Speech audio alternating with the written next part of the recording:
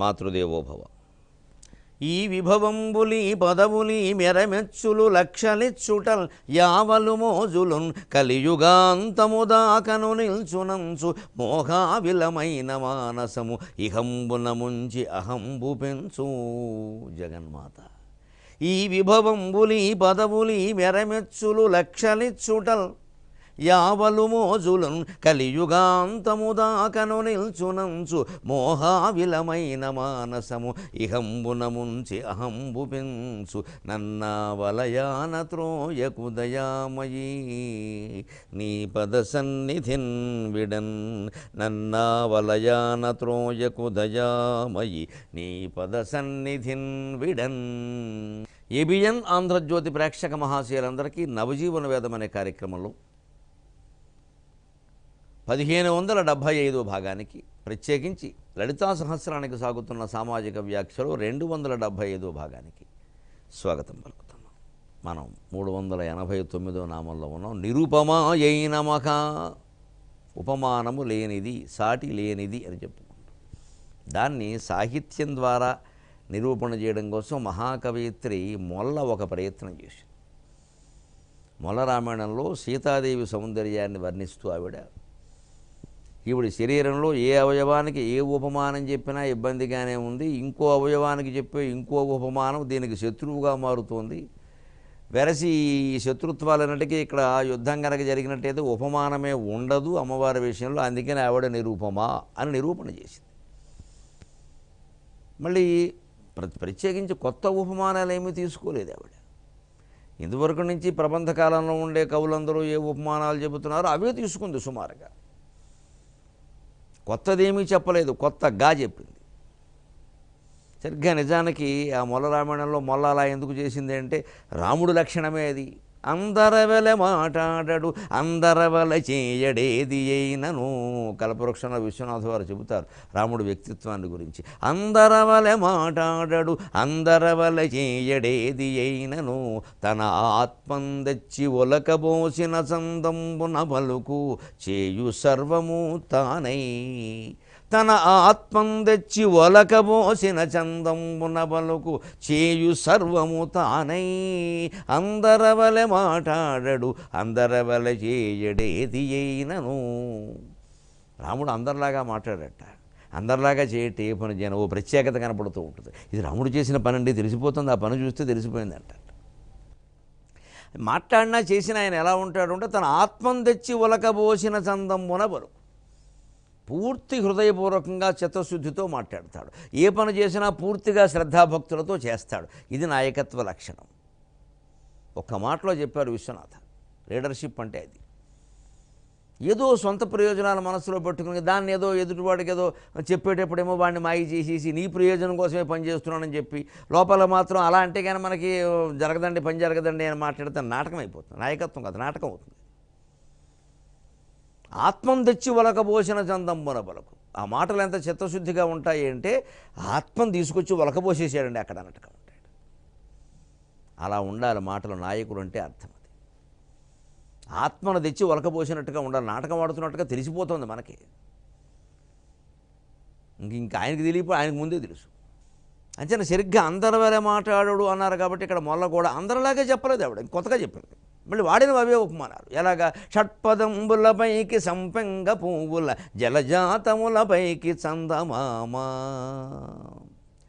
కిసలయంబులపైకి వెసకలకంఠుల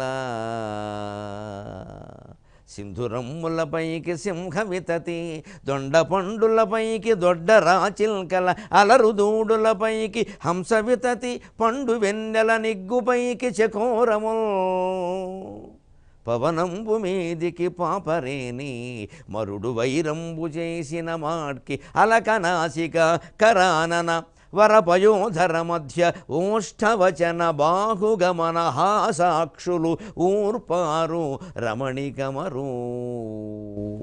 ఇంత అందంగా చెప్పింది ఆవిడ శేషపద్యం ఎత్తుగీతితో సహా.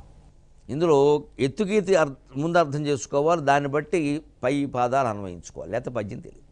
అలకనాసిక, అలకలంటే ముంగురుడు. వీటిని సాధారణంగా 9లతో పోలుస్తారు. అందుకే షట్పదంబులపైకి, షట్పదం అంటే 9, దానికి 6 పాదాలు ఉంటాయి. ఒక ఛందస్సు కూడా ఉంది సంస్కృతంలో షట్పదే అని, అది తుమ్మెద గానం చేసినట్టే ఉంటుంది. శంకరాచార్య ఓ స్తోత్రమే రాశారు ఆ ఛందస్సులో, షట్పదీ స్తోత్రం అని. ఈ ముంగురులని తుమ్మెదలతో పోలుస్తారు. పోనీ ఆ తుమ్మెదలు అక్కడ నిలబడే అవకాశం ఉందా అంటే నాసిక, ముక్కుని సంపెంగ పువ్వుతో పోలుస్తారు. ఓ పక్క సంపెంగ పువ్వు ఉన్నాక ఇక్కడ దగ్గరలో ముక్కు రూపంలో సంపెంగ పువ్వు ఉన్నాక, ముంగురుల రూపంలో తుమ్మెదలు ఉన్నాక తుమ్మెద పోవలసిందే, ఉండడానికి వీల్లేదు. ఎందుకంటే సంపెంగ పువ్వుల ఆ సుగంధం తుమ్మెదకి పట్టదు, దానికి విషంతో సమానం. అది అన్ని పువ్వుల మీద వాలుతుంది తుమ్మెద, సంపెంగ పువ్వు మీద వాలదు. ఎందుకంటే తేనె లేక కాదు, ఆ సుగంధం దానికి పట్టదు. కొన్ని ఎలర్జీ అంటారు చూడండి, దానికి అది ఎలర్జీ. మరి ఈడు అవయవాలను పోలుద్దాము అంటే సంపెంగ పువ్వులు ముక్కుతో పోలుద్దామంటే తుమ్మెదలతో ఇబ్బంది వస్తుంది, ముంగురులను తుమ్మెదలు అనడానికి వీలు. అంచేత నిరూపమాయ నమః, పోల్చడానికి వీళ్ళు తీసేయి, తుమ్మెదల్ని తీసేయి, సంపెంగ పువ్వుల్ని తీసేయి. ఎందుకంటే శత్రుత్వం కలిగిన ఉపమానాలు ఆవిడ శరీరంలోనే ఉంటే ఈ కొట్లాటలు ఎక్కువైపోతాయి. ఇంకా కార్యాలయంలో ఉద్యోగులు ఒకళ్ళొకరితో ఒకళ్ళు దెబ్బలాడుకుంటూ ఉంటే యజమానికి మనశ్శాంతి ఉండదు. ఈ అవయవాల మధ్యలో ఉపమానాలు కూడా ఒకదానికొకటి వ్యతిరేకమైతే ఆవిడకి మనశ్శాంతి ఉండదు. అందుకని తీసేయి. అంచేత షట్పదములు సంపెంగలు రెండూ పనికిరావు. అంచేత ఆవిడ ముక్క ఆవిడ ముక్కే, ఆవిడ నాసిక ఆవిడ నాసికే, ఆవిడ ముంగురులు ఆవిడ ముంగురులే, పోల్చడానికి లేదు. అందువల్ల నిరూపమాయైన మఖ జలజాతములపైకి చందమామ. సాధారణంగా ఈ చేతులని పద్మాలతో పోలుస్తారు. అందులో సీతాదేవి చేతులు మరీను. ఎందుకంటే ఆవిడ చేతుల్లో ఇలా ముత్యాలు పోయగానే ఎర్రగా మారిపోయాడు. ఎందుకంటే ఆవిడ చేతులు ఎర్రగా ఉన్నాయి. ఎందుకు ఉండవండి? ఆవిడ లక్ష్మీదేవి. లోకంలో హస్త సాముద్రిక శాస్త్రం ప్రకారం ఏమిటంటే ఎవరి చేతులైనా ఎర్రగా మెత్తగా ఉంటే వాళ్ళ చేతిలో డబ్బు నిలబడుతుంది. ఎర్రి చేతులు ఎర్రగా ఉండాలి, గులాబీ రంగులో ఉండాలి, మరీ ముదురు ఎరుపు కాదు, గులాబీ రంగులో లేత ఎరుపు రంగులో ఉండి కాస్త అవి మెత్తగా ఉంటే డబ్బులు బాగా నిలబడతాయి. సాముద్రిక శాస్త్రం నాకు తెలియదు కానీ నాకు అలాగే ఉన్నాయి, నాకు నిలబడుతున్నాయి. పర్వాలేదు, నాకు జాగ్రత్త ఉంది. దాని ప్రభావం అయితే మరీ మంచిది, సుఖంగా ఉంటాం, ఎప్పుడూ నిలబడతాం. ఎర్ర చేతుల్లో కాయలు గాయడం, గట్టిపడిపోవడం నాకు ఎప్పుడూ తెలియదు అసలు అవి. అందుకని ఒకసారి చూసుకుని ఏదో బాగానే ఉందని అనుకుంటాను నేను. శాస్త్రంలో ఉంది, సాముద్రిక శాస్త్రంలో. అమ్మవారి చేతులు అలా పద్మాల్లో ఉంటే ఆశ్చర్యం ఇలా. మన చేతులు ఎలా ఉంటే ఆవిడకి పద్మిని, పద్మప్రియే పద్మిని పద్మహస్తే పద్మాలయే పద్మదలాయ దాక్షి. ఆవిడ లక్ష్మీదేవి. ఆవిడ చేతులు ఎర్రగా లేకుండా ఎలా ఉంటాయి? అంచేతన ఆవిడ చేతుల్లో పద్మానందం, జలజాతములు అందామంటే పద్మాలకు శత్రువులు చందమామ. ముఖాన్ని చందమామ అంటే ఎలా కుదురుతుందండి? చందమామకి చంద్రుడికి పద్మాలకి పడదు. అంచేత రెండు తీసేయి. నిరుపమాయైన మఖ. ముఖాన్ని పద్మంతో పోలిస్తే, ముఖాన్ని చందమామతో పోలిస్తే చేతులను పద్మంతో పోల్చడానికి వెళ్ళేది, రెండు శత్రువులు. అందుకని నిరుపమాయైన మఖ. పోల్చొద్దు. ఆవిడ ముఖం ఆవిడ ముఖమే, ఆవిడ చేతులు ఆవిడ చేతులే. అందుకే ఇక్కడ ఈ చేతులు పద్మాల్లో ఉంటాయి కాబట్టి ఆ చేతుల్లో పడగానే ముత్యాలు రామచంద్రమూర్తి శిరస్సు మీద పోద్దామని ఆవిడ ముత్యాలు తీసుకుంది. అవి ఎర్రగా మారిపోయాడు, ట్రాన్స్పరెంట్ కదా, పారదర్శకం. అందుకని గులాబీ రంగులోకి మారిపోయాడు. రాముడు ఆశ్చర్యపోయాడు, ఈ ఊళ్ళో మిథిలా నగరంలో అమ్మాయిలు అందరూ రంగులు మార్చేస్తారేమో, పార్టీలు మార్చినట్టే అనుమానం వచ్చేసింది ఆయనకి. అలాగే గమ్మత్తైన శ్లోకం ఉంది రామకర్ణామృతంలో. జానక్య కమలామలాంజలి పుటి యా పద్మరాగాయితాః న్యస్తా రాఘవమస్తకే చ విలసత్కుంద ప్రసూనాయితాః స్రస్తా శ్యామలకాయకంతి కలితా యా ఇంద్రనీలాయితాః ముక్తాస్తా శుభదా భవంతు భవతాం శ్రీరామ వైవాహికాః.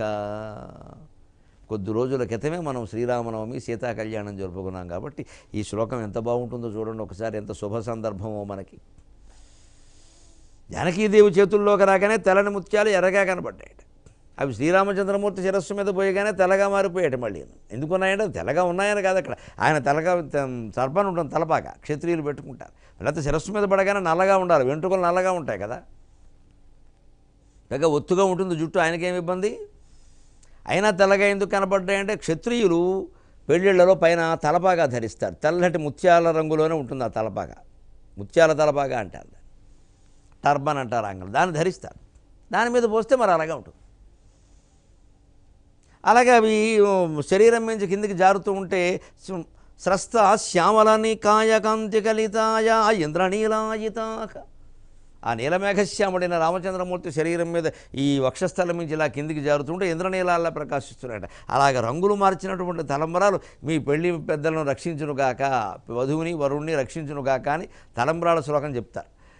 ఇది ఇప్పటికీ ఆంధ్రదేశంలో ఎంత గొప్ప ఆచారం అంటే ఖచ్చితంగా శుభలేఖ మీద ఈ శ్లోకం వేస్తారు, వెయ్యాలి. వేయకపోతే అది పెళ్లి కాదు. ఈ శ్లోకం వేసి తీరాలి.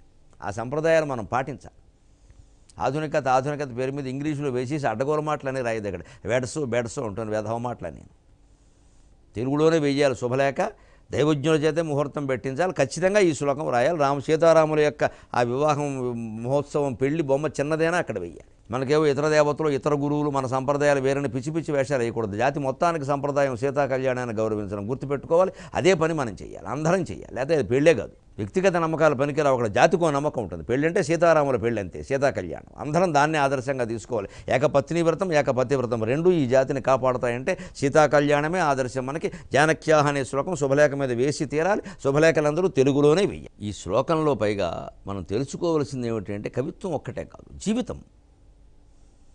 అమ్మవారి చేతుల్లోకి తీసుకోగానే తెల్లటి ముత్యాలు ఎర్రగా కనపడుతున్నాయి, పద్మరాగాలేమో అనుకున్నాడు రామచంద్రమూర్తి.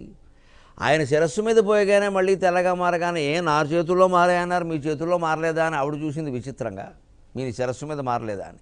మళ్ళీ ఆయన శరీరం నుంచి కిందికి జారుతుంటే ఇంద్రనీలాలా ఉన్నాయన్నారు. ఇన్ని రంగులు మారడం ఏమిటంటే జీవితంలో ఎప్పుడూ రంగులు మారుతూ ఉంటాయి. దాన్ని పార్టీలు మారడంగా భావించకూడదు. పార్టీలు మారడం వ్యవహారాలు వేరు. ఒక వ్యక్తి ఉద్యోగాలు మారుతారండి, దాని పార్టీలు మారతంతో పోల్చకూడదు.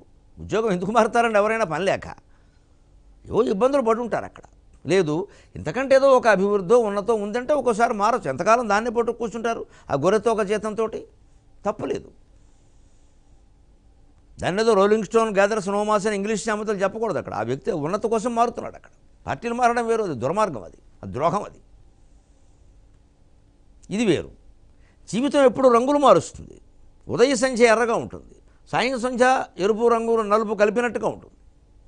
ఉదయ సంధ్యలో అన్ని రంగులు కనపడవు, సాయం సంధ్యలో రకరకాల రంగులు కనపడతాయి, మధ్యాహ్నం పూర్తి తెల్లగా ఉంటుంది. మరి అది సూర్యోదయం, సూర్యుడి ప్రసారం ఎంతో జీవితం అంతే. రంగులు మారడం అంటే సుఖం వస్తుంది, దుఃఖం వస్తుంది, సుఖ దుఃఖాల మిశ్రమం. అసలు వచ్చింది సుఖమో దుఃఖమో కూడా తెలియదు, నవ్వాలో ఏడవాలో తెలియని పరిస్థితులు కూడా జీవితంలో చాలా ఉంటాయి. ఇలా జీవితం రంగులు మారుతూ ఉంటుంది. అంత మాత్రం చేత వివాహ బంధాన్ని విడగొట్టుకోవద్దు. తలబరాలు రంగులు మారితే వివాహం దెబ్బతినట్టా లెక్క. ఈ ఆలోచన చేయమని రామకర్ణామృత కవి మనకు చెబుతున్నాడు. ఆ శ్లోకంలో అంత గొప్పతనం ఉంది. విడాకులు ఎక్కువ అవుతున్న సందర్భంగా భారతీయ సంప్రదాయం ప్రకారం ఆ విడాకుల బంధాలు ఉండాలి మనకి అంటే ఈ శ్లోకం వెయ్యాలి, దాన్ని అనుసరించాలి. అందుకే జలజాతములపైకి చందమామ, ఆవిడ చేతులు పద్మాల్లా ఉంటాయి కదా, ఎర్రదామర పువ్వులాగా. అలా పోలుద్దామా అంటే ఈ పద్మాలకు మరి ముఖం శత్రువు కదా. ఈ చందమామ ఆ శత్రువు కలిపి దెబ్బలాడగిన మొత్తం రెండూ లేకుండా పోతే అందుకని తీసేయండి. ముఖానికి కానీ ఆవిడ చేతులకు కానీ ఉపమానమే లేదు. ఎందుకంటే నిరుపమా అయిన మఖ. ఇంకో మాట పోనీ, కిసలయంబులపైకి వెస కలకంఠుల, ఆవిడ కంఠాన్ని పోలుద్దాం పోనీను. కిసలయంబులపైకి చరణస్వనములు, పాదాలను పోలుద్దాం, పాదాలను చిగురాకులతో పోలుస్తాం. పోనీ పాదాలు చిగురాకుల్లో ఉన్నాయి అని పోలుద్దాం అనుకుందట మొల్ల. పక్కనే కలకంఠుల కోకిలలు కనబడ్డాయట. ఎందుకంటే ఆవిడ కంఠస్వరం కోకిలలా ఉందట. పాదాలను చిగురాకుల్లా పోలుద్దాం ఉంటే ఆ చిగురాకులు మేసేసి కోకిలలు ఆవిడ కంఠంలో ఉన్నాయి. ఏ కోకిలన్నీ చిగురాకులను మేసేస్తే కంఠస్వరం పాదాలను మింగేస్తే పాట పాడుతుంటే పాటలోని చరణాలు ఉంటాయి. చరణాలు అంటారు కదా, అందుకే చరణస్వనములు అని వాడింది ఆవిడ. నేను పాదాలు అంటున్నాను అర్థం కావడం కోసం, కానీ ఆవిడ చరణస్వనములు అని పడింది. పాట పాడే వాళ్ళకి స్వనం ముఖ్యమే, కంఠధ్వని ముఖ్యమే. చరణాలు మింగేయకూడదు కదా కంఠధ్వని కోసం. ఆ చరణం పాడడానికే స్వనం. అంచేది మన కంఠధ్వనిలో ఆ చరణం స్పష్టంగా వినపడాలి. ఆ చరణం ఉంటే కానీ భగవత్ చరణం మనకు దొరకదు. అంచేత పాటకుడు ఎప్పుడూ కూడా అక్షరాలు మింగేయకూడదు, చరణం స్పష్టంగా ఉండాలి. అంతే స్వనం బాగుండాలి. ఈ స్వనాన్ని మధురంగా వినిపించే నెపంతో అక్షరాలు మింగేయకూడదు. ఇవాళ సినిమా సాహిత్యానికి పట్టిన దుర్గతే అది. మొత్తం మ్యూజిక్ ఏమైందంటే సంగీతం అనేది సాహిత్యాన్ని మింగేస్తుంది. అసలు ఆయన ఏమి రాశాడో మాకెవరికి తెలియట. మాకు పండితులకు చూసేవాళ్ళకి సినిమాలు తెలియట్లే, మామూలు వాళ్ళకి ఏం తెలుస్తాయి. మహాకవులు ఉన్నారు నిజంగా, గొప్ప భావుకథ. మమ్మల్ని విన్నేస్తే కదా. పూర్వకాలం ఏవో పుస్తకాల రూపంలో వచ్చేవి పాటల పుస్తకాలు, అవైనా చదువుకునేవాళ్ళం. సుబ్రహ్మణ్య శ్రేష్ఠి కొనుక్కునేవాళ్ళు సినిమా పాటల పుస్తకం, మాయాబజార్ పాటలను కొనుక్కునే జీవితాంతం అట్టి పెట్టుకున్నాం. ఇప్పుడు అలా రావడం లేదు, కొనడం లేదు. అసలు ఆయన ఎంత గొప్ప కవైనా కానీ ఆయన ఏమి రాశాడో మాకు తెలియట్లేదు. అందుకే సినిమా కవులకి లోకంలో గౌరవం తక్కువ, చాలా తప్పది. నేను స్పష్టంగా చెబుతున్నా, ఇప్పుడు సినిమా రంగంలో ఉన్న కవులలో ప్రబంధ కవులతో సమానంగా ఉన్న స్థాయి వాళ్ళు ఉన్నారండి, సందేహమే లేదు. వాళ్ళ కవిత్వాలు అంత బాగున్నాయి. అప్పుడప్పుడు కాస్త చెవి యొగ్గి వింటే ఏం వేశాడరా ప్రయోగం అనిపిస్తుంది అద్భుతంగా.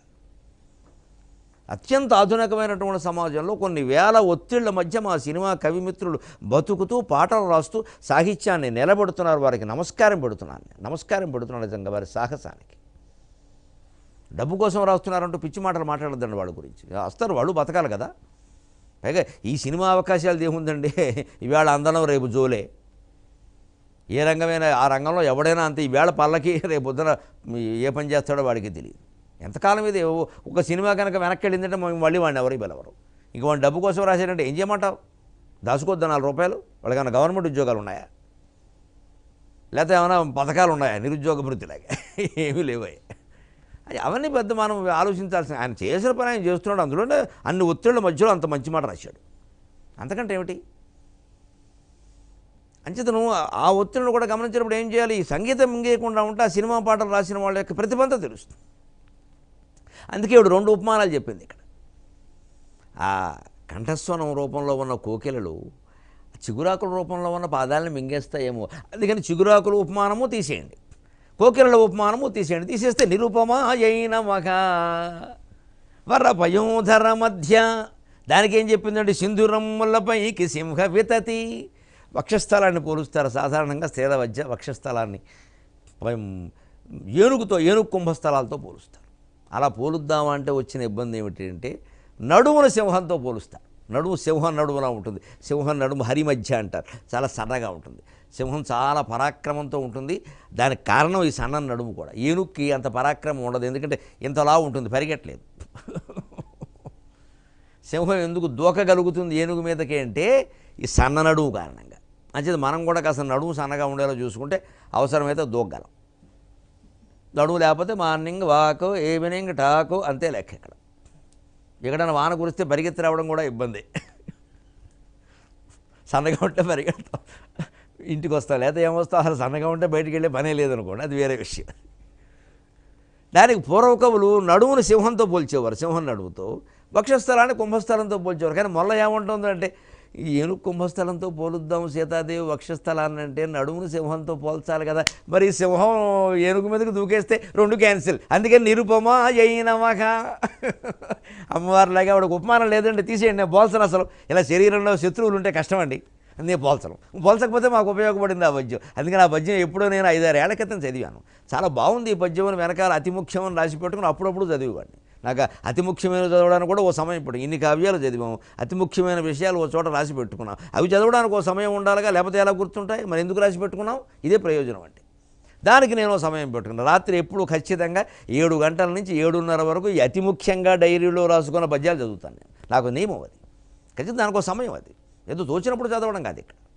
తోచినప్పుడు అంటే పెళ్ళంతా తగాదా వచ్చినప్పుడే, అది కాదు అక్కడ.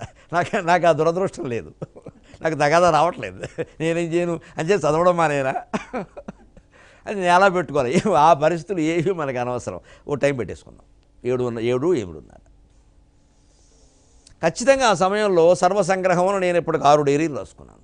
ఒక్కొక్కటి 400 పేజీలు ఉండే డైరీ, 2400 పేజీలు, దాదాపు 2400 విషయాలు ఉన్నాయి అందులోను.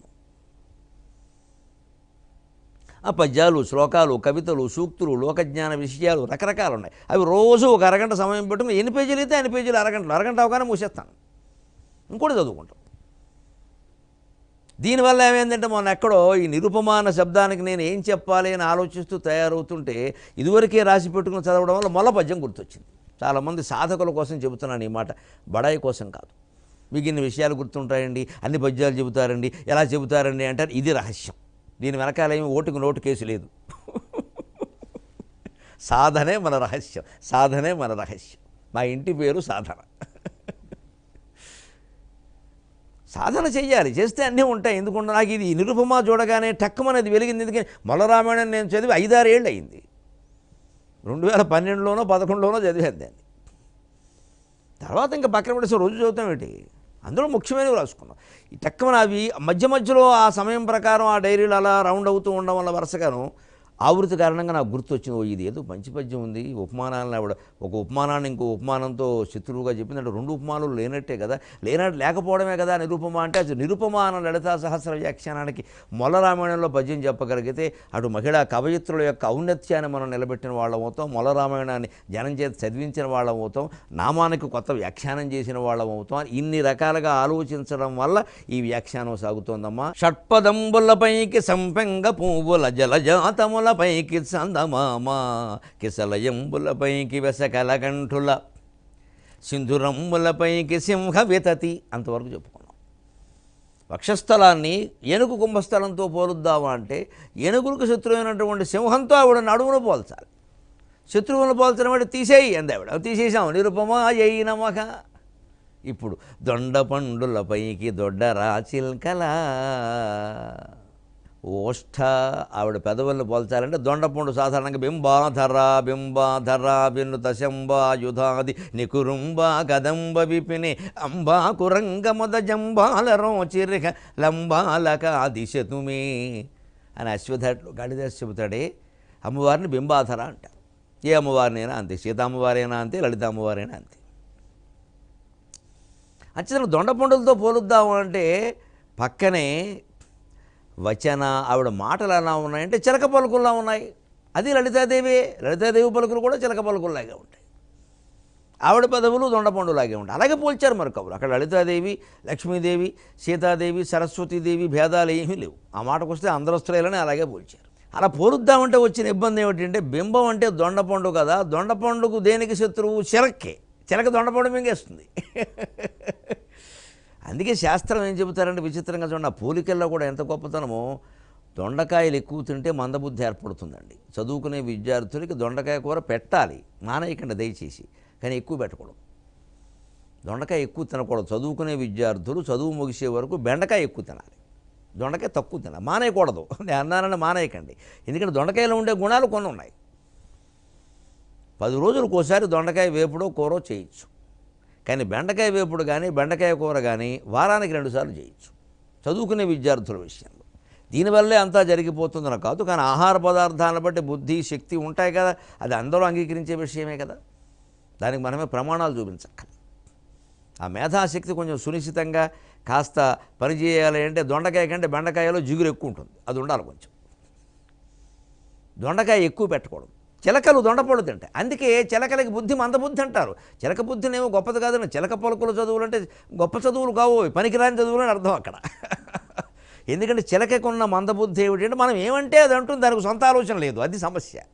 ఈవేళ చదువులంటే అంతేలేండి, మాస్టర్ ఏమంటే అదే అంట. Right each question 10 times. ఇదే చిలక చదువు అంటే. చిలక పలుకులు ప్రతి ప్రశ్న 10 సార్లు రాస్తాడు. ఎందుకు రాయడం? ఆముదం రాయి ఇంతకంటే ఎందుకు రాయడం? ఓసారి రాస్తాడండి, 10 సార్లు ఎందుకంటే రాయడం? 10 సార్లు రాస్తే వస్తుందా? ఆ విషయం అవగాహన కాలేదు వాడికి. అవగాహన కాలేదని 10 సార్లు రాయడం ఏంటండి? హోంవర్క్ ఎప్పుడు వాళ్ళ సృజనాత్మక శక్తిని పెంచే విధంగా ఉండాలి, కానీ బండ పని చేయిస్తారా? అందుకే విద్యార్థులు తగలబడుతున్నారు. చిలక చదువులు చిలక పలుకులు అంటే గొప్పదనుకోకండి. చిలక పలుకులు ఆక్షేపణకు చెప్పిన మాట అది. చదువులెల్లను చిల్కల చదువులయ్యే, శీలమది ఎల్ల పిల్లి శీలమయ్యే అని తెలంగాణ కూర్చుని ఆక్షేపిస్తాడు నిగమ శర్మ. వాడు చదువు చిలక చదువు, వాడి శీలం పిల్లి శీలం అంటారు. చిలక చదువు అంటే చెప్పిందే చెబుతాడు, సొంతమే లేదు ఇక్కడ. ఎప్పటికీ ఎదగడా విద్యార్థి బట్టి పడతాడు అనమాట. బట్టి పట్టే చదువు చిలక చదువు. చిలక చదువులు గొప్ప పలుకు కాదు. మామూలు మాటలు ఏమైనా అందంగా మాట్లాడితే చిలక పలుకులు అంటారు, అది వేరే విషయం. అది ముద్దుగా.